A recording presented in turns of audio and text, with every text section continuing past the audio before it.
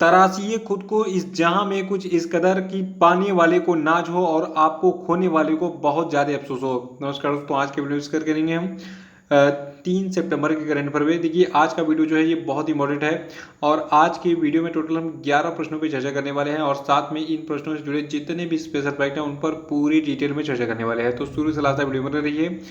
और देखिए जो पीडीएफ के शौकीन हैं वो पीडीएफ को भी डाउनलोड कर सकते हैं, डिस्क्रिप्शन बॉक्स में लिंक मिल जाएगी इसकी। और देखिए जो अगस्त महीने का मंथली करंट अफेयर का वीडियो था तो इसका पार्ट 1 और पार्ट 2 ये दोनों अपलोड हो चुका है। दोनों की लिंक डिस्क्रिप्शन बॉक्स में दी गई है। और देखिए आप साथ में जो आपका अगस्त महीने का पीडीएफ है उसको भी डाउनलोड कर सकते हैं। देखिए जो अगस्त महीने की पीडीएफ है तो पीडीएफ 2 प्रकार का होता है। एक तो मैं जिससे वीडियो बनाता हूँ इसमें 1 लाइनर टाइप के प्रश्न होते हैं और पीडीएफ में आपको पूरे महीने के जितने करंट अफेयर हैं 1 to ऑल सारे करंट अफेयर मिल जाते हैं। और ये पीडीएफ काफ़ी कलरफुल होता है और पूरे डिटेल में होता है। देखिए एक एक करंट अफेयर को मैंने पूरे डिटेल में इसमें एक्सप्लेन किया है। तो आपको मार्केट से किसी भी मैगजीन को खरीद के पढ़ने की जरूरत नहीं है अगर आप इसको पढ़ते हैं। और ऐसे ही हर महीने के पीडीएफ में जो है आपको पूरे डिटेल में सारे करंट अफेयर मिलेंगे, ठीक है, वो भी पिक्चर के साथ में, जिससे आपको आसानी से सारी चीज़ें समझ में आएंगी। तो आप इसको डाउनलोड करिए, डिस्क्रिप्शन बॉक्स में जो है वीडियो और पीडीएफ दोनों की लिंक मिल जाएगी आपको। तो कुछ इस प्रकार की पीडीएफ है, आप इसको डाउनलोड कर लीजिएगा। और देखिए जो लोग हैं वो चैनल को सब्सक्राइब करके बेल आइकन में जरूर प्रेस कर देंगे और वीडियो को लाइक और शेयर भी कर दीजिएगा आप। देखिए आज का पहला प्रश्न है कि विश्व नारियल दिवस यानी कि वर्ल्ड कोकोनट डे जो है ये कब मनाता है।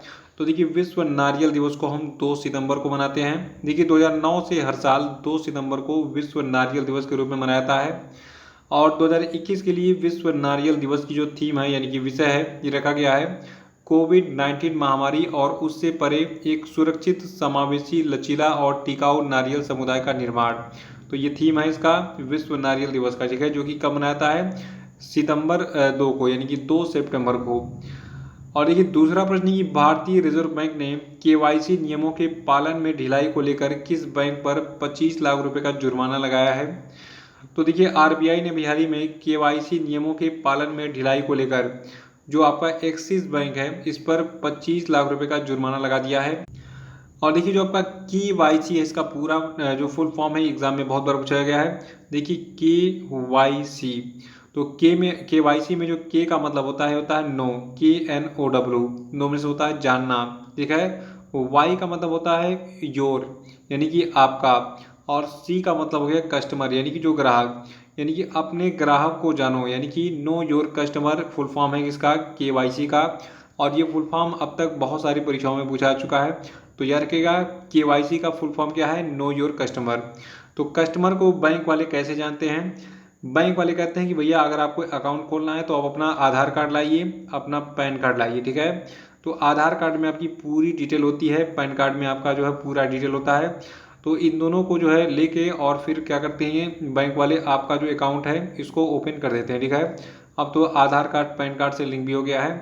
तो केवाईसी कंप्लीट करने के लिए जो है आधार कार्ड और पैन कार्ड लिया जाता है, साथ में राशन कार्ड, ड्राइविंग लाइसेंस और अन्य जो है जो पहचान पत्र हैं वो भी लिए जा सकते हैं केवाईसी के रूप में।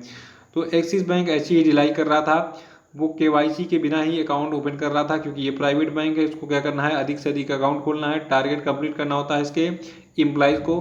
तो इसीलिए कुछ इस प्रकार की हरकतें कर रहा था। लेकिन अभी क्या किया आरबीआई ने, इसीलिए इस पर 25 लाख रुपए का जुर्माना ठोक दिया कि भैया काम करना है तो सही करो मार्केट में, नहीं तो तुम्हारा लाइसेंस भी हम रद्द कर देंगे। तो अभी ये अलर्ट होता है, जुर्माना इसलिए लगाया जाता है ताकि बैंक जो है ये सही रूप से काम करें, ठीक है। और तीसरा प्रश्न की हाल ही में किस देश के राष्ट्रपति ने विदेशी मुद्रा संकट के चलते खाद्य आपातकाल की घोषणा की। तो देखिए ये देश आपका श्रीलंका है। आपको बता दूं जो श्रीलंका के राष्ट्रपति इनका नाम है गोटाबाया राजपक्षे। तो इन्होंने भी हाल ही में कहा है कि अब श्रीलंका में पूरे देश में आर्थिक आपातकाल होगा। क्यों, देखिए ये इसलिए निर्णय लिया गया है क्योंकि जो आपका श्रीलंका की मुद्रा है तो उसके मूल्य में भारी गिरावट आ रही है, जिससे खाद्य कीमतों में तेजी आने के बाद बढ़ती मुद्रास्फीति को रोकने के लिए ये निर्णय लिया गया है। देखिए खाद्य कीमतों में तेजी कब आती है, जब जो है किसी भी देश की मुद्रा का जो मूल्य है वो कम होता है। मान के चलिए अगर श्रीलंका में पहले क्या था, 1 रुपये में जो है 1 किलो गेहूँ मिलता था, अब इसका 1 रुपये का मूल्य जो है ये बहुत कम हो गया गिर के। तो अब एक की जगह मान के चलिए कि अब 2 रुपये में यही गेहूँ मिल रहा है, यानी कि दुगनी कीमत चुकानी पड़ रही है। मुद्रा की वैल्यू घटी है लेकिन सामान उतना ही का ही है, ठीक है। मतलब सामान तो उतना ही क्वांटिटी में मिल रहा है, यानी कि 1 किलो ही मिल रहा है। तो पहले जो 1 रुपये मिलता था अब वो 2 रुपये में। तो इसी जो है जो खाद्य पदार्थ की कीमतें हैं ये बहुत ज़्यादा बढ़ रही थी। तो इसीलिए जो है अभी हाल ही में श्रीलंका में विदेशी मुद्रा संकट के चलते खाद्य आपातकाल, कौन सा आपातकाल, खाद्य आपातकाल लगा दिया गया है श्रीलंका के राष्ट्रपति गोटाबाया राजपक्षे के द्वारा। देखिए श्रीलंका देश की बात करें तो ये आपका साउथ एशिया में स्थित है और बचपन से आप अगर भारत का नक्शा ऐसे बनाते रहेंगे तो ये भारत के तटीय क्षेत्र हैं, यहाँ पे श्रीलंका आपका होता है, ठीक है। और देखिए श्रीलंका जो है यहाँ की पॉपुलेशन है 2.18 करोड़ और श्रीलंका की करेंसी क्या है, श्रीलंकन रूपी। चौथा प्रश्न है कि केंद्रीय प्रत्यक्ष कर बोर्ड यानी कि central board of direct taxes के नए चेयरमैन कौन बने। तो देखिए जो आपका केंद्रीय प्रत्यक्ष कर बोर्ड है इसके नए चेयरमैन बन गए हैं जेबी महापात्रा।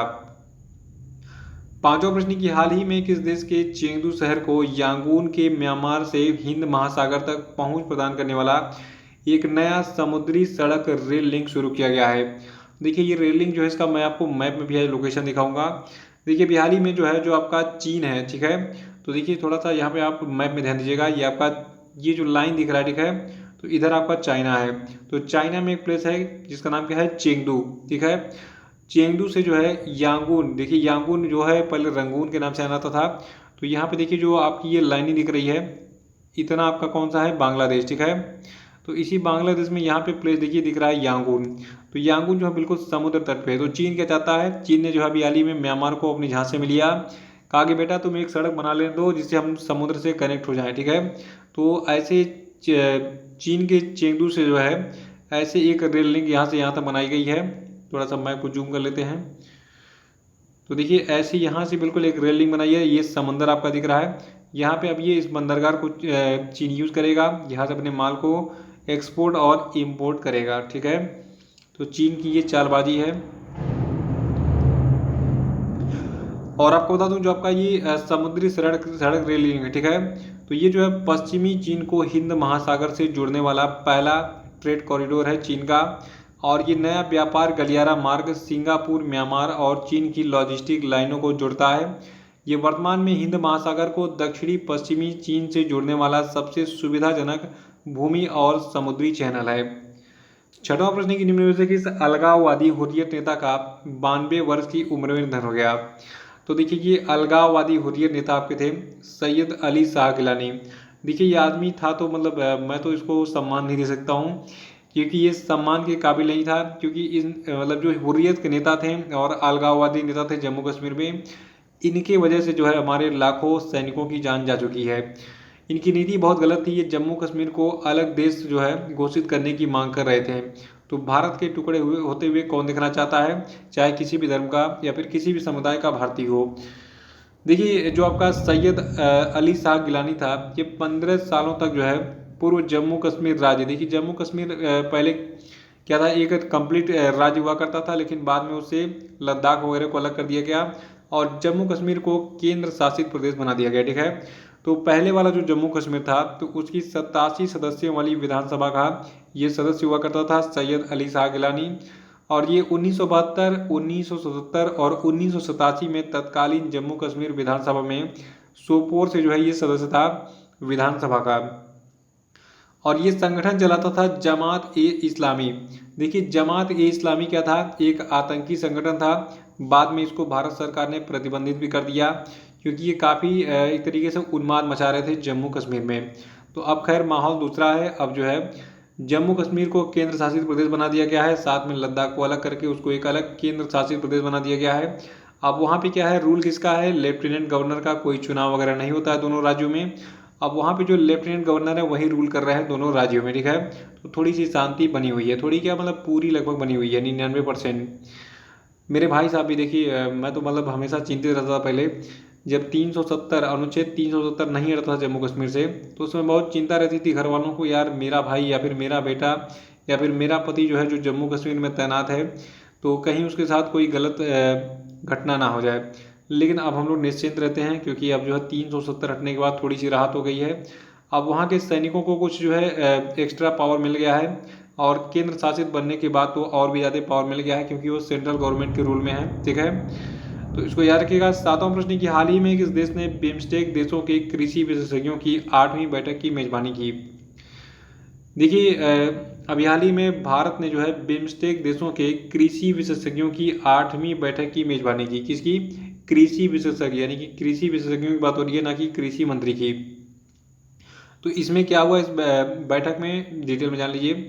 देखिए अभी हाल ही में भारत ने वीडियो कॉन्फ्रेंसिंग के माध्यम से, कैसे? वीडियो कॉन्फ्रेंसिंग के माध्यम से बिम्स्टेक यानी कि Bay of Bengal Initiative for Multi Sectoral Technical and Economic Cooperation देशों के कृषि विशेषज्ञों की जो 8वीं बैठक थी, इसकी मेजबानी की।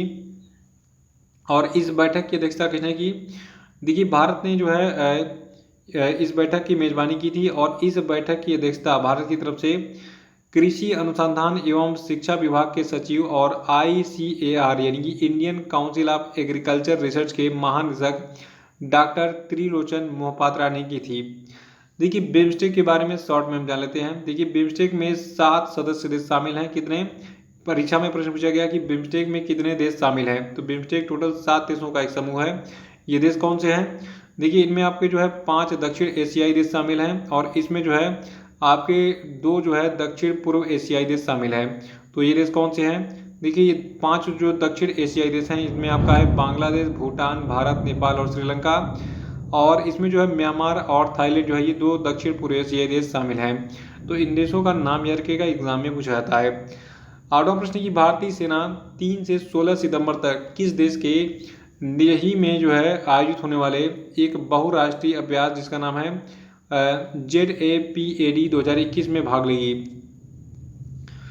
तो देखिए जो आपका ZAPAD यानी कि जेपड 2021 बोल सकते हैं इसको आप, ठीक है। तो इस बहुराष्ट्रीय अभ्यास में जो है भारत कहाँ जाएगा? रूस में पार्टिसिपेट करने। आज 3 सितंबर है भी, तो आज ये स्टार्ट हो जाएगा जेपड 2021। तो देखिए 3 से लगाए 16 सितंबर तक भारत जो है रूस में जो है एक प्लेस है जहाँ जिसका नाम क्या है? निजनी। तो वहाँ पर जो है आयोजित होने वाले बहुराष्ट्रीय अभ्यास में भारत पार्टिसिपेट करेगा। और कौन कौन से देश इसमें पार्टिसिपेट करेंगे, इसको भी जान लीजिए। देखिए इस अभ्यास में जो है Mongolia, Armenia, Kazakhstan, Tajikistan, Kyrgyzstan, Serbia, रूस, भारत और बेलारूस सहित कुल 17 देश भाग ले रहे हैं। और इस अभ्यास में पाकिस्तान, चीन, Vietnam, Malaysia, Bangladesh, Myanmar, Uzbekistan, Sri Lanka पर्यवेक्षक देश होंगे। और जो आपका ये ZAPAD 2021 अभ्यास है, तो ये जो है रूसी सशस्त्र बलों के थिएटर स्तर के अभ्यासों में से एक है, और ये मुख्य रूप से आतंकवादियों के खिलाफ संचालन पर केंद्रित होगा। इस कार्यक्रम में यूरेशियन और दक्षिण एशियाई खेलों के 1 दर्जन से अधिक देश भाग लेंगे। 9वां प्रश्न की हाल ही में असम कैबिनेट ने किस नेशनल पार्क से पूर्व प्रधानमंत्री राजीव गांधी का नाम हटाने का फैसला किया है? तो देखिए असम में एक नेशनल पार्क था जिसका नाम था राजीव गांधी ओरंग राष्ट्रीय उद्यान। तो अब ये जो है राजीव गांधी ओरंग राष्ट्रीय उद्यान के नाम से नहीं जाना जाएगा, अब इसमें से राजीव गांधी शब्द को हटा दिया जाएगा। अब ये ओरंग राष्ट्रीय उद्यान यानी कि ओरंग नेशनल पार्क बन जाएगा। तो अब ये जो है ओरंग राष्ट्रीय उद्यान या फिर ओरंग नेशनल पार्क के नाम से जो है जाना जाएगा, याद रखिएगा इसको। देखिए जो आपका ओरंग नेशनल पार्क है, तो ब्रह्मपुत्र के उत्तरी तट पर स्थित है ये, और ये उद्यान 78.80 वर्ग किलोमीटर में फैला असम राज्य का सबसे पुराना वन अभ्यारण्य है। 1985 में इसको वन्य जीव अभ्यारण्य बनाया गया था, और 1999 में इसको नेशनल पार्क यानी कि राष्ट्रीय उद्यान घोषित कर दिया गया था। 10वां प्रश्न की हाल ही में सिद्धार्थ शुक्ला का निधन हो गया, वो रियलिटी शो बिग बॉस के किस सीजन के विजेता थे? ये प्रश्न आप इंपॉर्टेंट मान के चलिए, क्योंकि बिग बॉस के जितने भी विनर होते हैं हर साल इनका विनर का नाम पूछता है। तो बिग बॉस 13 के विनर थे कौन? जो आपके सिद्धार्थ शुक्ला हैं, ठीक है। तो बिग बॉस 13 के विजेता अभिनेता सिद्धार्थ शुक्ला का हाल ही में निधन हो गया है। देखिए सिद्धार्थ शुक्ला को आपने देखा होगा, एक फिल्म आई थी हम्टी शर्मा की दुल्हनिया, ठीक है। तो ये हम्टी शर्मा की दुल्हनिया इसी फिल्मों का हिस्सा रह चुके हैं। बालिका वधू में इन्होंने अभिनय किया था, दिल से दिल तक में भी किया था, और ये जो है झलक दिखला जा 6 और फियर फैक्टर खतरों के खिलाड़ी में अपने अभिनय के लिए जो है लोकप्रिय थे। तो याद रखिएगा सिद्धार्थ शुक्ला जो कि बिग बॉस 13 सीजन के जो है विनर थे, इनका निधन हो गया है हार्ट अटैक से। 11वां प्रश्न की हाल ही में किस IIT ने दुनिया का पहला plant based smart air purifier विकसित किया? तो देखिए जो दुनिया का पहला plant based smart air purifier है, इसको IIT रोपड़ ने विकसित किया है। देखिए आईआईटी रोपड़ और कानपुर और दिल्ली विश्वविद्यालय के प्रबंधन अध्ययन संज्ञान ने अभियाली में संयुक्त रूप से यू ब्रीथ लाइफ नामक एक जीवित पौधे आधारित वायु शोधक को लॉन्च किया है। और ये जो है दुनिया का पहला अत्याधुनिक स्मार्ट बायो फिल्टर है जो सांसों को ताज़ा जो ब्रीथ होता है ठीक है उसको ताज़ा कर सकता है, यानी कि जो एयर होता है जिसको आप सांस के रूप में लेते हैं उसको ताज़ा करता है। देखिए ये लकड़ी डब्बे बनाए गए हैं और इसमें पेड़ पौधे लगाए गए हैं, तो ये नेचुरल तरीके से जो है प्लांट बेस्ड जो है ये एयर प्यूरिफायर है। तो इसको नाम क्या दिया गया है, यू ब्रीथ लाइफ। तो ये थे आपके आज के सभी महत्वपूर्ण करंट अफेयर और अब हम बात करेंगे आज के सभी क्वेश्चन पे। देखिए आज के क्वेश्चन का पहला प्रश्न है, टोक्यो पैरालंपिक 2020 में मरियप्पन थंगावेलु ने पुरुषों की ऊंची कूद में कौन सा पदक जीता, बताइए। और आपके लिए दूसरा प्रश्न है कि टोक्यो पैरालंपिक 2020 में भारतीय निशानेबाज सिंहराज आदान ने जो है P1 पुरुषों की 10 metre air pistol SH1 final में कौन सा पदक जीता था, बताइए। और तीसरा कि हाल ही में एडिडास ने अपने स्टे इन प्ले अभियान के लिए किसे अपना एम्बेसडर चुना है, बताइए। चौथा कि हाल ही में पेयू ने 4.7 अरब डॉलर में किस कंपनी का अधिग्रहण किया, बताइए। और पांचवा कि हाल ही में दक्षिण अफ्रीका के किस खिलाड़ी ने क्रिकेट के सभी प्रारूपों से संन्यास लिया, बताइए। और अब हम बात करेंगे कल के पूछे गए सभी क्वेश्चन के सही उत्तरों की। देखिए क्वेश्चन का पहला प्रश्न था कि किस राज्य सरकार ने कुश्ती को वर्ष 2032 तक गोद लेने का फैसला किया है। तो देखिए कुश्ती खेल को जो है उत्तर प्रदेश ने 2032 तक गोद ले लिया है। अब ये उत्तर प्रदेश में जो कुश्ती के विकास के लिए काम किया जाएगा और उत्तर प्रदेश सरकार उसको फंड भी प्रोवाइड करेगी। दूसरा प्रश्न था कि भारत के किस राज्य सरकार ने श्रीलंकाई शरणार्थियों के लिए 317 करोड़ रुपए के पैकेज की घोषणा की है। तो इसकी घोषणा बयाली में तमिलनाडु के सरकार के द्वारा की गई थी। और तीसरा था कि किस केंद्र शासित प्रदेश ने फिल्म नीति 2021 के कार्यान्वयन को जो है मंजूरी दी।